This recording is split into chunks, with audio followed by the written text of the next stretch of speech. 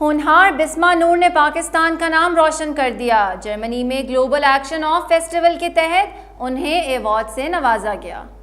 اقوام متحدہ نے دنیا بھر سے ایماندار، مخلص اور معاشرے میں تبدیلی لانے والے 21 سرکاری افسران کو منتخب کیا، جس میں پاکستانی بسما نور کا نام ٹاپ 3 کی فہرست میں شامل تھا۔ ان باصلاحیت افسران کے لیے جرمنی کے شہر بون کے کانفرنس سینٹر میں تقریب منعقد ہوئی، جس میں بسما نور نے اپنا پروجیکٹ پیش کر کے زبردست داد وصول کی۔